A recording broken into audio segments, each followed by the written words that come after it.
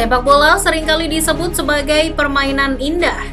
Ada banyak taktik dan kreativitas yang bisa ditelusuri.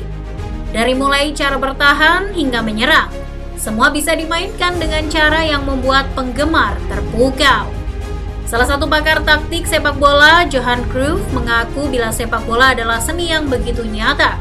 Dalam hal ini, ia mengaku mengerti tentang banyak cara untuk menciptakan sebuah permainan indah. Mungkin ada banyak pemain yang memiliki teknik lebih baik dariku, atau mungkin lebih cepat dan lebih bugar dariku. Namun bukan itu poinnya. Inti dari permainan ini adalah taktik. Taktik bisa memberikan wawasan, keberanian, kepercayaan diri sampai memenangkan pertandingan. Dalam era sepak bola modern, apa yang dikatakan Cruyff memang benar adanya. Dikatakan formasi yang direncanakan seorang pelatih masih lebih berarti ketimbang permainan sepak bola itu sendiri. Apa yang kita lihat selama 90 menit di lapangan adalah sebagian kecil dari pemikiran hebat dan panjang dari seorang juru taktik.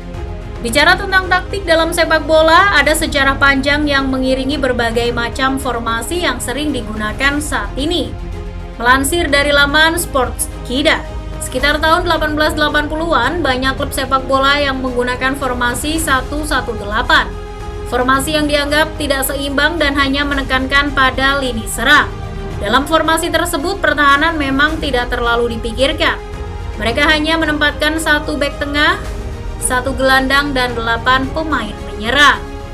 Meski formasi tersebut saat ini dianggap aneh, di era tersebut itu telah menjadi andalan kebanyakan klub sepak bola. Di era tersebut, sepak bola memang tentang menyerang.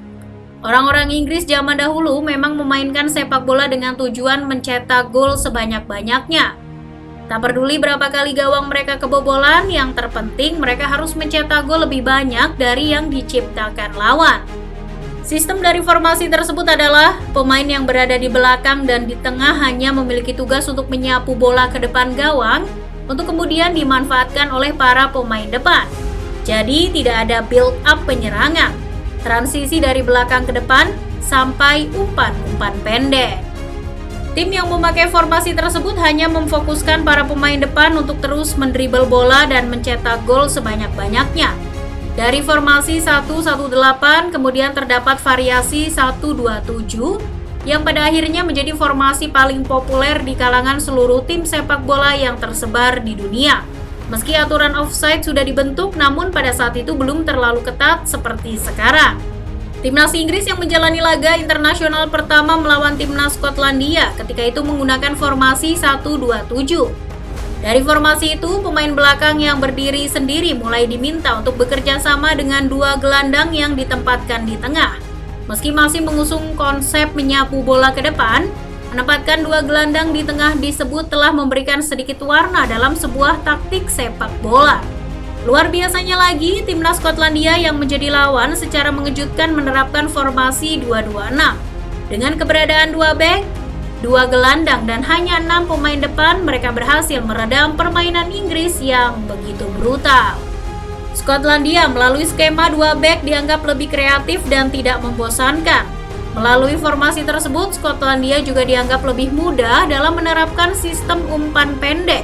Jarang sekali ada umpan jauh dan sapu bola ke depan ketika bola mengarah ke lini pertahanan. Lagi, dari situ formasi yang berhasil meredam permainan Inggris, Skotlandia mulai membuat klub-klub yang berkompetisi di negaranya akrab dengan sistem 2-2-6. Tepat di tahun 1877 ketika 2 tim Skotlandia, Glasgow dan Sheffield bertemu, kedua tim menampilkan permainan yang disebut paling indah pada masanya. Skema 2-2-6 yang diterapkan kedua tim mampu menciptakan sebuah permainan indah dalam sepak bola. Keduanya berhasil meminimalisir umpan jauh dengan menyiapkan taktik untuk bisa membawa bola ke depan dengan menggunakan umpan-umpan pendek. Seiring berjalannya waktu, formasi tersebut dianggap memiliki kelemahan, berupa lini pertahanan yang rapuh. Selain itu, aturan offside yang mulai berkembang juga membuat banyak klub mulai meninggalkan skema tersebut. Pelatih Arsenal, Herbert Chapman, kemudian menjadi pihak yang merevolusi formasi sepak bola dengan menerapkan skema 3-2-2-3. Formasi ini dijuluki WM karena membentuk pola kedua huruf tersebut. Formasi ini disebut sebagai formula pertama yang menempatkan pemain belakang dan depan dalam jumlah yang sama. Pertahanan lini tengah hingga depan dianggap seimbang, dengan lini tengah dianggap sebagai poros permainan. 4 pemain yang berada di tengah berhak atas kontrol permainan. Dengan formasi tersebut, Herbert Chapman berhasil menjadikan Arsenal sebagai tim tersukses pada masanya. Raihan 5 gelar divisi 1 dan sepasang piala FA pada periode 1931 hingga 1939 bisa menjadi bukti dari betapa briliannya formasi ini. Setelah formasi tersebut populer, barulah Brazil pada tahun 1950-an mulai memperkenalkan skema 4 back.